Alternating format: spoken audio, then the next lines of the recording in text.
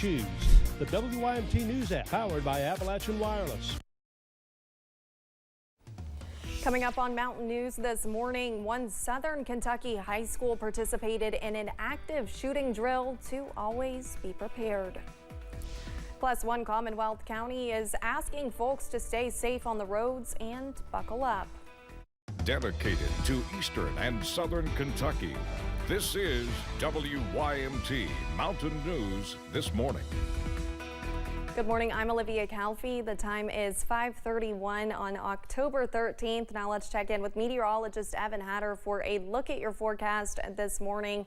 We're seeing a foggy start to our morning, Evan, and I think hopefully it'll clear up a little bit later, at least feel nice. Yes, it's looking like the fog won't last too long this morning, and we're in for an absolutely beautiful day as we work through the rest of our Friday and enjoy it, because we do have big changes on the way as we head towards the weekend and beyond. The view outside from our studios here at on Black Gold Boulevard here at WYMT, and man, it is foggy outside. You can almost see the mist moving in front of the street lights out there. 50 here at WYMT. We go out west to London Corbin Airport, no problems.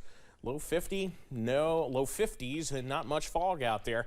You see there a 10-mile visibility up the airport in at London Corbin there, but Williamsburg, Jacksboro, Middlesboro, Harlan all checking in with visibility is near zero, at least less than a mile. 3-mile visibility in Logan, 7 miles in Prestonsburg and Hazard this morning, so leave a little extra time to get where you need to go. Temperatures low to mid-50s out there to get us started. We're on our way into the upper 70s to near 80 today. You see that our next 12 hours. Yeah, we're going to be pushing the low 80s as we head into the afternoon and evening hours. Things looking good for high school football as well, but college football this weekend, if you're headed up to Lexington, perhaps not the greatest weather in the world. Those details in a few minutes. Olivia? Thank you, Evan. We are learning more about a deadly Whitley County crash. Several agencies were responding to a terrible crash last night on Highway 92. It was just west of Williamsburg and I-75. The coroner says a 41-year-old woman was found dead at the scene. The name of the victim has not been released. She was a front seat passenger. 5 others were airlifted to the hospital. Their conditions are not known. State police are leading the investigation. A stretch of I-75 is back open in Rockcastle County. The sheriff says they responded to a crash at the 54-mile marker yesterday evening that caused a major traffic backup. It involved a pickup truck towing a camper trailer. The passenger was flown to the hospital. Their condition is not known.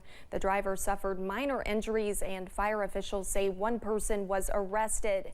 It's not known what the charges are.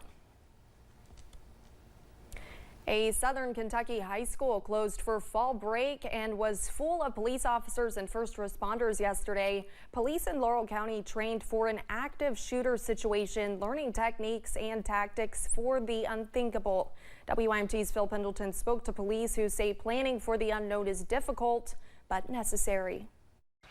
Dozens of police officers came to North Laurel High School Thursday. There's no students here as it's fall break. Well, you're always thinking that. You always hope it doesn't happen at your school, but you want to prepare as if it will. If there is someone Police practice their stance to peeking into open doors where a person with a gun would likely be. I'm going to come out, I'm letting my partner peek what he can get.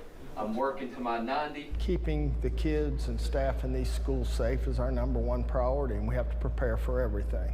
The Laurel County school system has their own police force. It's the Laurel County Schools Police Department. They have a police chief. They have 18 officers that patrol the various public schools here in Laurel County. The school board put that into use to ensure an officer within every school. Today's activity trained them and other officers who would likely respond if a shooting happened. Obviously, it's chaos, but what we're trying to do is organize chaos. Get all the agencies on the same page with the same goal. It offers a message of comfort and safety. You know, we're thankful for our Laurel County School Police Department. We both got open doors. School leaders say teachers also go through state-required active shooter training at the beginning of each school year. In Laurel County, Phil Pendleton, WYMT Mountain News. Part of yesterday's training involved making sure everyone can communicate with radios and determining the best entry point to the schools. A Knox County woman was arrested after police discovered suspected meth following a traffic stop. Yesterday, officers with the Corbin Police Department arrested 37-year-old Tammy Spicer of Gray. They say Spicer tried to give them a fake name, but they later figured out who she was. During a search of the vehicle, suspected meth and drug paraphernalia was found. Spicer faces multiple charges and was also served with 3 outstanding warrants. Officials are looking for a fugitive in one county after finding one that was on the loose, both named Tim. Officials with the 39th Judicial Circuit of the Commonwealth's Attorney's Office are trying to find 47-year-old Timothy Alvin. 26-year-old Timothy Knox was found yesterday. Both men are wanted for a probation violation warrant out of Powell Circuit Court. If you have any information about where Timothy Alvin may be, you were asked to contact the Commonwealth's Attorney's Office at 606-612-5066. The federal trial against former Commonwealth's attorney Ronnie Goldie has been delayed. It was originally supposed to start later this month, but now it's been pushed back to January. Goldie is accused of doing favors for a woman facing prosecution in exchange for nude photos of her. He was impeached and convicted back in March. The trial is now set for January 12th at 10 a.m. Last December, a riot at the Adair Youth Development Center brought the condition of those facilities into the statewide spotlight. Yesterday in Frankfort, the Legislative Oversight and Investigations Committee held a hearing about the facility's current conditions. Jessica Umbro was there.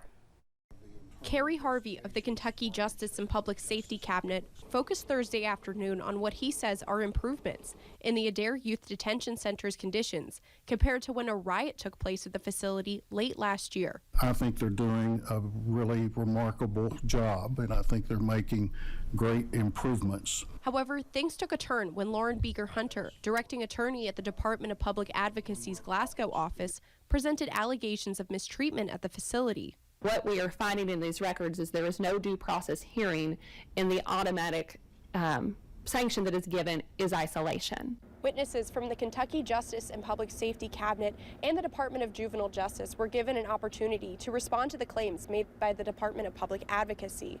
They said that they were caught off guard by the allegations and denied them. I don't know that there's a way that we can respond to all these specifics because we had no notice of this presentation. I'm very surprised to hear that information given, because that's certainly not my understanding at all. But they do say that isolating juveniles will be used when it means keeping others safe. Nobody wants any youth or anybody to be isolated.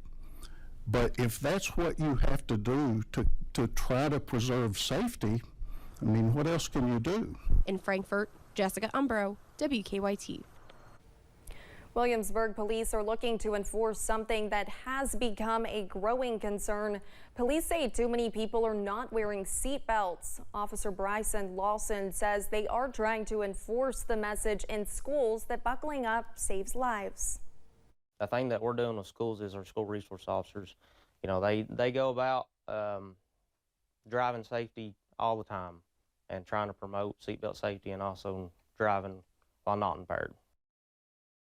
Lawson says wearing a seatbelt drastically decreases your chances of being injured in a car crash. Coming up, one of the world's largest Comic Cons is underway in New York. And already milder than yesterday this morning, and another summer-like day on the way. Details on when the rain moves in after this.